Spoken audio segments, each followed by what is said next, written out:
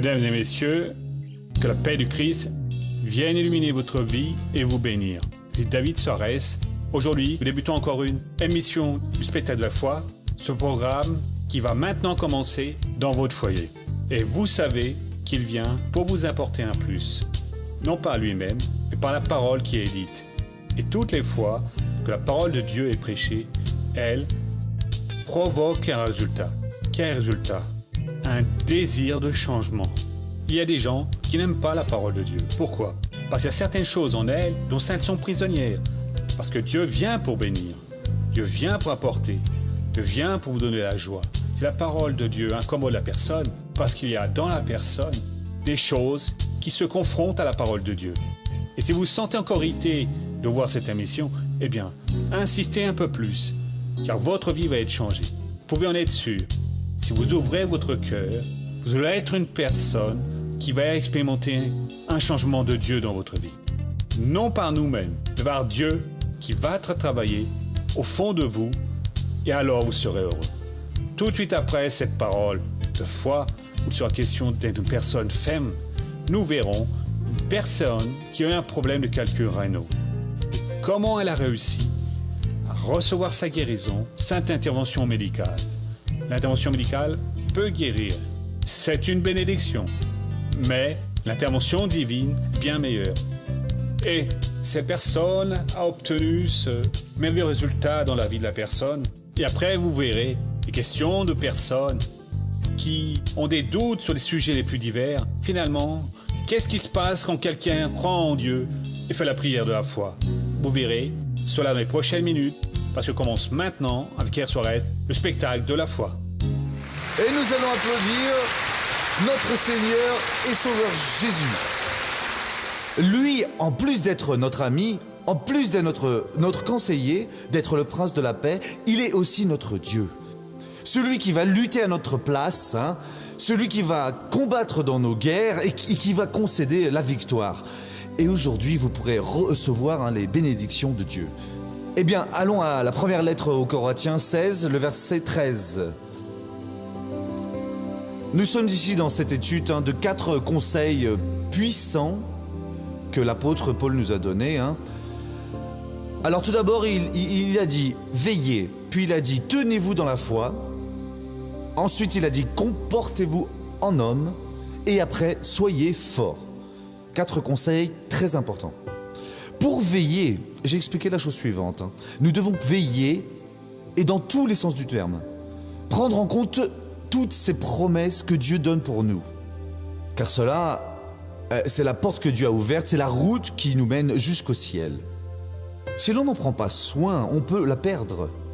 Reste attaché à ce que tu as pour que personne ne prenne ta couronne, dit la Bible. Veillez d'ailleurs, certains commencent bien, puis tombent dans le matérialisme, la chair. Beaucoup vont tomber. Ouvrez bien les yeux, car tous ceux qui sont dans l'église ne sont pas de Jésus. La Bible déclare que même tous ceux qui sont en Israël ne sont pas des Israélites. Faites attention à ça.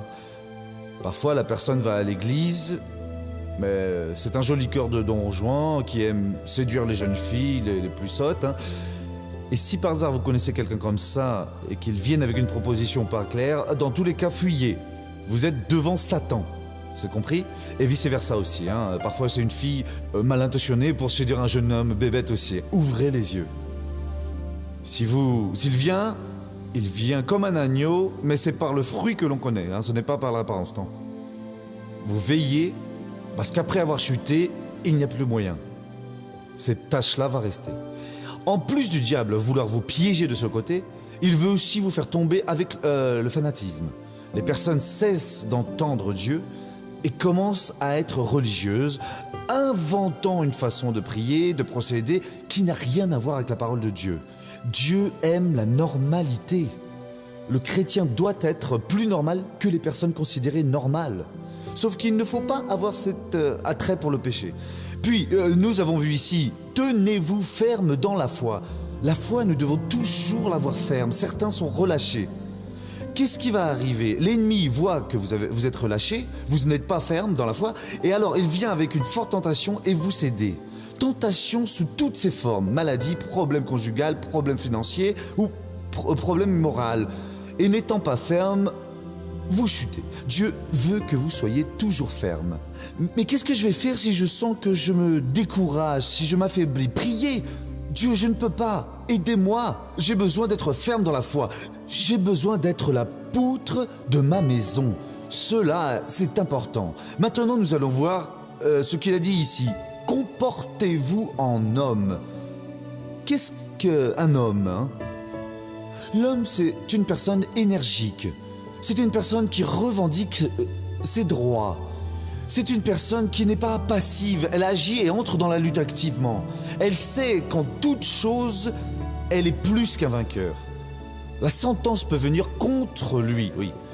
Mais il sait et il va dire, non, je vais reverser cela au nom du Seigneur Jésus. C'est plus ou moins comme le roi David. Un lion est venu et a pris une de ses brebis, et aucun homme affronte un lion, hein. Principalement quand il a une proie dans la gueule. David est allé l'attaquer, il a retiré la brebis de la gueule du lion, et puis il a tué le lion. Ensuite est venu un ours, qui est un autre animal très féroce, hein. En un coup de griffe, il envoie un homme au loin. Et David a sauté sur l'ours, et il a pris la brebis, et il ne s'est pas laissé faire, hein. Il a tué l'ours.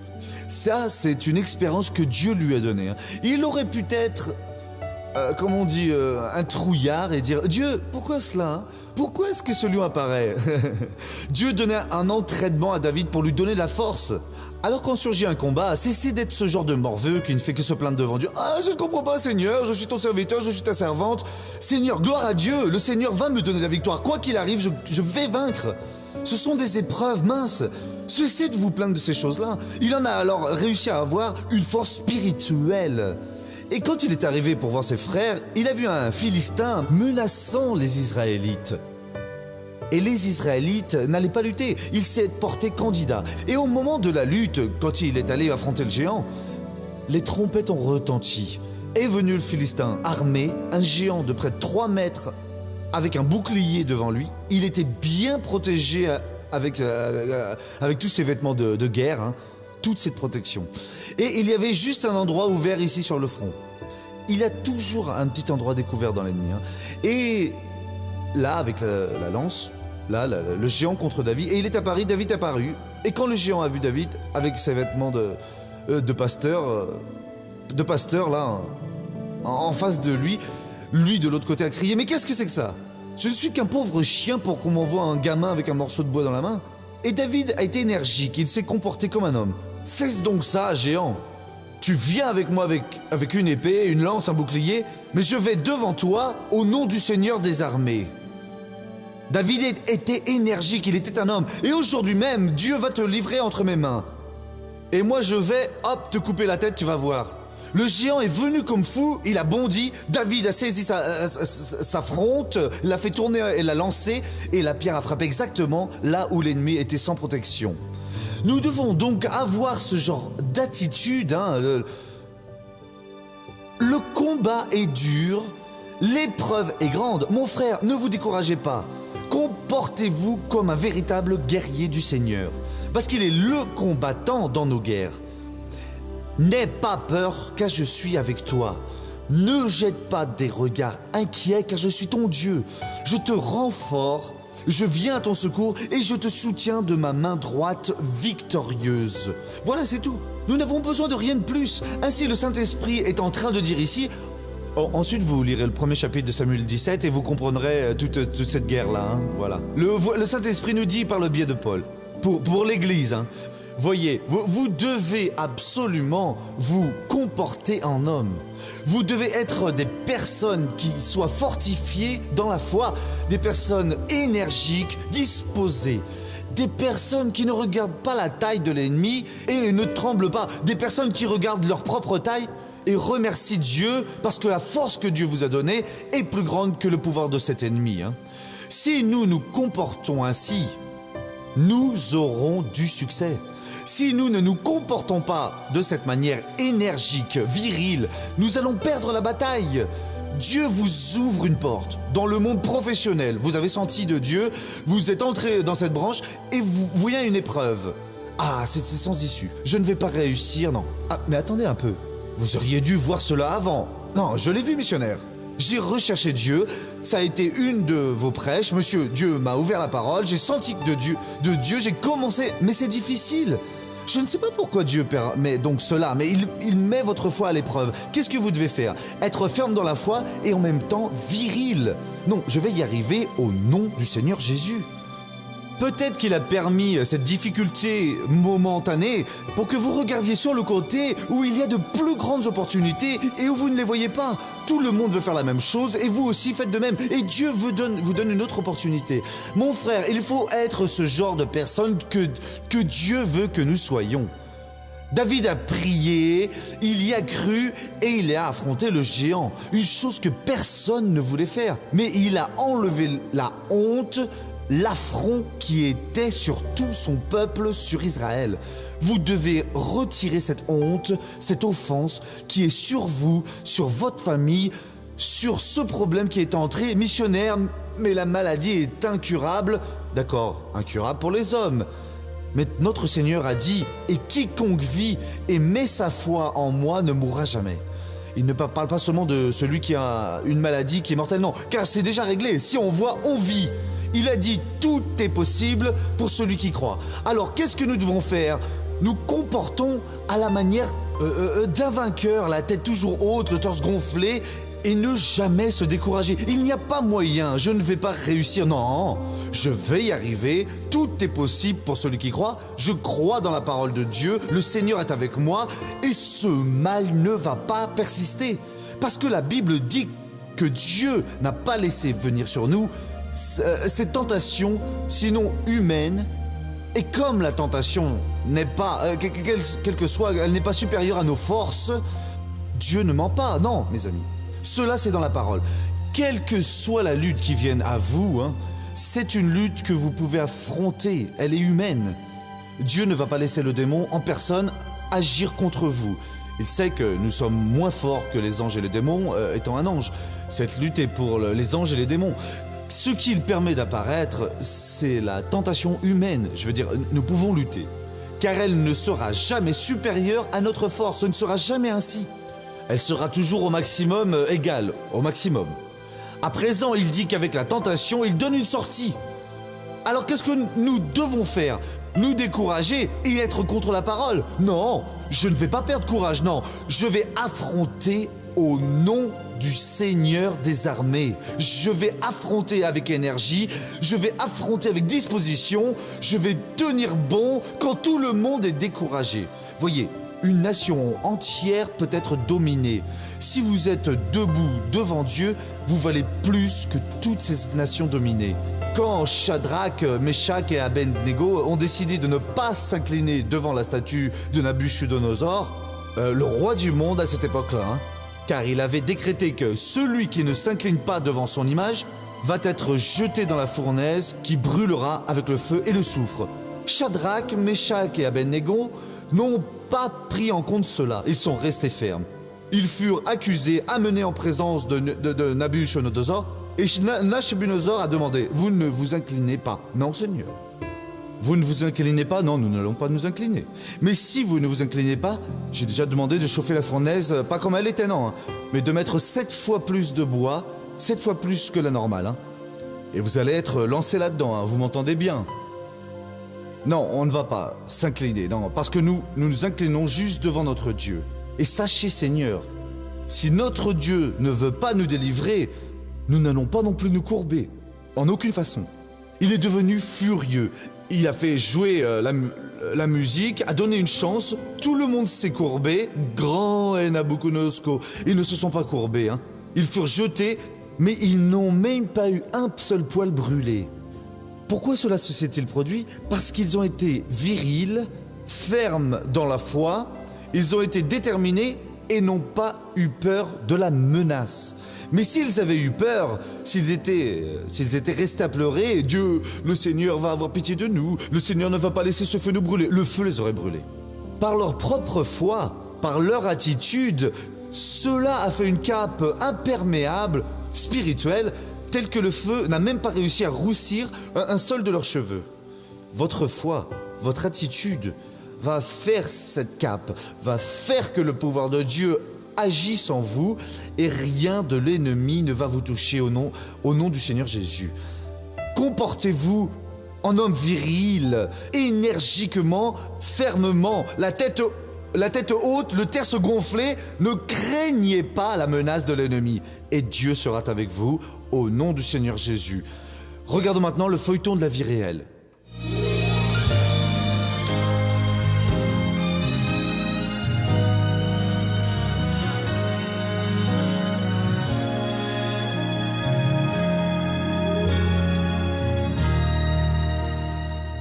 La petite Barbara fait partie des 3% de cas d'enfants qui souffrent de calculs rénaux, une maladie rare pour la tranche d'âge de la petite fille et qui préoccupait beaucoup toute la famille. Tout a commencé quand Barbara s'est mise à se plaindre d'une douleur au côté droit. On a pensé que c'était une douleur musculaire. Quelques jours plus tard, là, que ce n'était pas passé, j'ai décidé de l'emmener à l'hôpital. À notre arrivée, le médecin a demandé des examens. Un examen d'urine, oui. Et quand on est revenu, il avait les résultats dans la main et il a constaté qu'elle avait une infection urinaire très très forte. Alors ce même jour-là, il a juste donné un médicament. Il s'est passé 2 jours et j'y suis retournée avec elle. En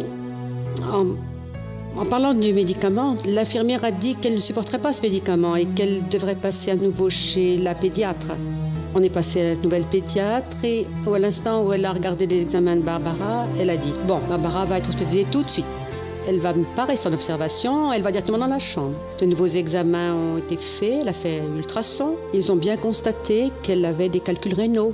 Ils ont fait d'autres examens de sang qui ont montré un fort taux d'anémie, un fort taux de sucre dans son sang, en plus de l'infection urinaire qui continuait.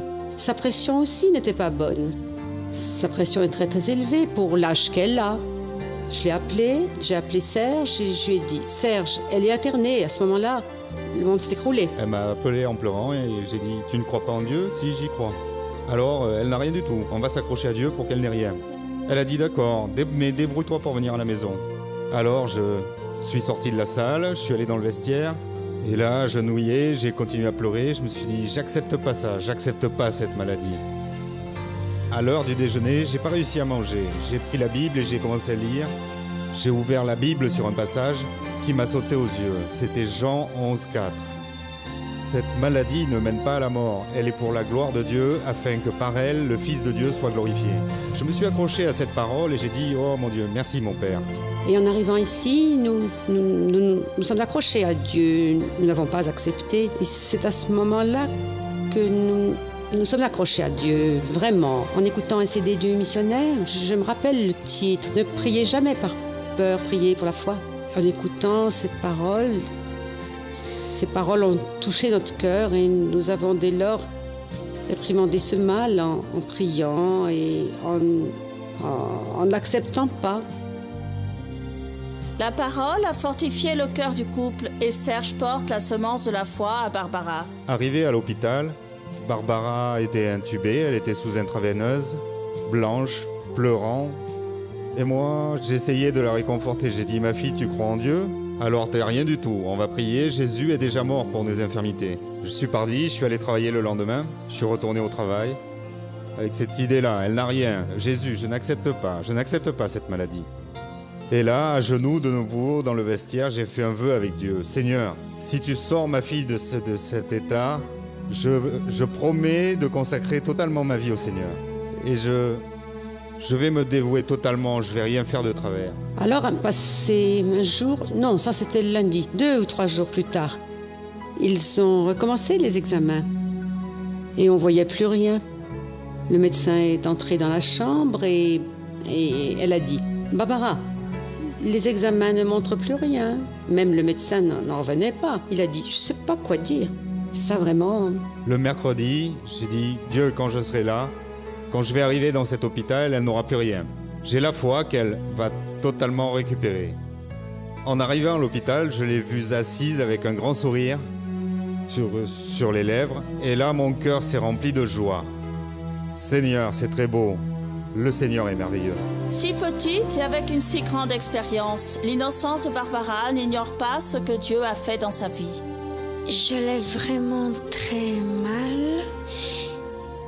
J'étais là-bas et je ne voulais pas y rester. Alors pour m'amuser, je me mettais à dessiner, peindre. J'avais une forte douleur sur le côté droit. C'était une douleur vraiment forte. J'avais mal, je n'arrivais pas à m'asseoir si je me remuais tout de suite. J'avais mal, je leur ai dit de me tirer rapidement de là et en 5 jours, j'étais déjà sortie de là. Certains étaient là depuis plus d'un mois, d'autres plus de 2 mois. Je joue, je saute, je cours, je m'amuse. Ce n'est pas ce que je crois, c'est que je suis certaine que tout a été vraiment très rapide. Même les médecins ne savaient pas expliquer pourquoi sa guérison a été si rapide. J'ai la certitude que c'est la main de Dieu qui a opéré. À partir du moment où nous avons remis sa vie entre les mains de Dieu et que nous n'avons pas accepté la maladie, et alors Dieu a fait vraiment une guérison complète. Gloire à Dieu. Oh maman, vous étiez vraiment faible dans la foi. Comment est-ce que c'était? On l'était, si c'est sûr. On l'était, oui, vraiment faible. On ne fréquentait pas l'église, on n'écoutait pas, on ne pratiquait pas la Avant, parole. vous étiez de l'église et vous aviez laissé cela. C'est hein? ça, hein. Et vous vous êtes éloigné? C'est tout à fait Oui, ça. Le frère a dit là que... Mais laissez-moi parler avec votre mari. Il a dit qu'il a pleuré J'ai dans pleuré. Quand j'attendais des nouvelles dans le vestiaire, je ne supportais plus, j'ai beaucoup pleuré. Je suis allé dans le vestiaire, j'ai pris la Bible, j'ai commencé à prier. Dieu m'a ouvert cette parole, je me suis tenu ferme dans cette parole. J'ai dit, Dieu, à partir d'aujourd'hui, si tu guéris ma fille, je vais jamais plus, je vais larguer cette vie que je menais. Après avoir entendu le message que j'ai donné. Hein. C'est-à-dire, ne priez jamais Ne par peur. priez jamais par peur, priez avec foi. Ça On vous a a pris fortifié. possession de cette bénédiction. Gloire à Dieu pour ça. Et 2 jours plus tard, le docteur a dit qu'il n'y avait plus rien. Il n'y avait plus rien, elle était complètement guérie. Alors je me suis souvenu de mon vœu et j'ai largué cette vie-là. Aujourd'hui, jusqu'à aujourd'hui, ça fait 1 an que j'ai largué la drogue, j'ai largué le vice. Vous Je vous suis consacrez à ferme, Dieu. je suis ferme dans la foi. Madame, vous êtes aussi ferme dans la foi? Grâce à Dieu. Et vous, Valérie, qu'est-ce que vous voulez voulez ajouter? C'est Valérie? Non, c'est Barbara, hein. Valérie, c'est la maman. Hein. Allez-y. Qu'est-ce que vous voulez dire? C'est que je remercie Dieu pour tout ce qu'il a fait dans ma vie. Et c'est peu dire. Hein. Applaudissez Jésus. Alléluia. C'est très important, mon frère, au moment où vous êtes très faible, de chercher Dieu, de prendre un de ses messages. J'étais en train d'écouter là, je pense que je suis en train de faire du mal.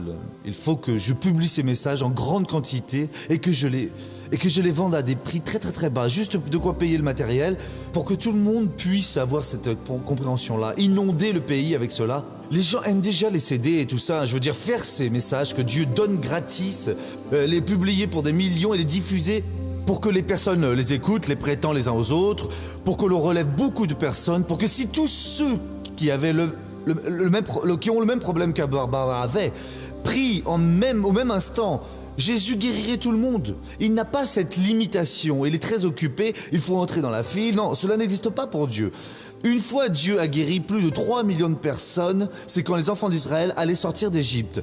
Ils avaient mangé de la viande de mouton, qui est le symbole de la Sainte Seine, et ils ont passé le sang sur le seuil des portes et des fenêtres.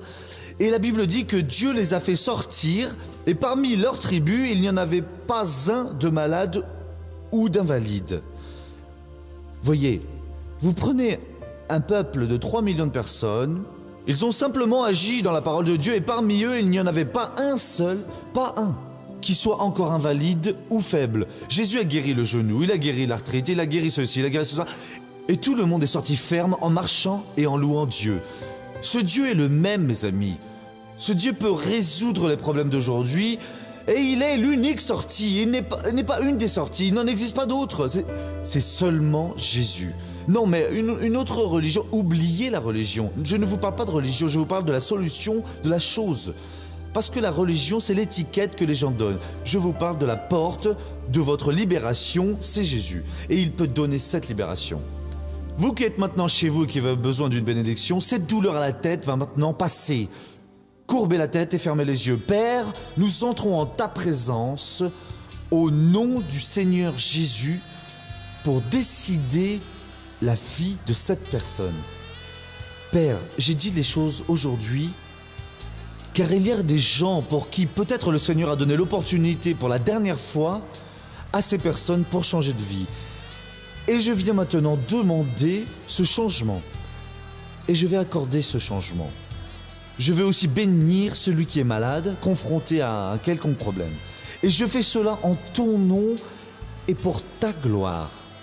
Oh, et au nom de Jésus, je réprimande toute action maligne qui est dans la vie de cette personne. Je réprimande cette perturbation familiale, conjugale, financière et cette force maligne qui s'est levée pour détruire cette jeune. Ô démon, vous avez maintenant parlé à son cœur, mais aujourd'hui je vous réprimande. À partir de maintenant, cette personne est normale. Père, les paroles sont ouvertes pour cette personne au nom de Jésus. Et vous dites, je crois Seigneur. Je suis de retour. Qu'est-ce que vous en pensez? Vous avez vu? Quel Dieu merveilleux! Quel formidable miracle! Avec quelle force cette personne a recherché? Comment on y a cru? Je lui écris la phrase suivante. Si nous croyons dans ce qui est prêché, dans sa parole à lui, nous allons voir la gloire, pour voir la manifestation du Seigneur Dieu dans nos vies. Vous pouvez avoir ce même pouvoir se manifester dans votre corps. Il vous suffit que vous preniez une attitude de foi et dites « Ok, je vais croire, je vais accepter, car Dieu aussi va s'intéresser à moi et je vais être un vainqueur. » Quoi est-ce que vous traînez? Autant pour prendre une attitude. Dieu est en train de parler à beaucoup de personnes. Peut-être que vous êtes l'une d'elles pour devenir personne qui parle le spectacle de la foi. C'est-à-dire une de ces personnes qui recevront non un appel de l'homme, non pas ma suggestion, mais vous allez devenir quelqu'un qui parraine parce que Dieu vient de parler avec vous, parce que vous sentez au fond de vous que Dieu a ce grand ministère prêt pour vous.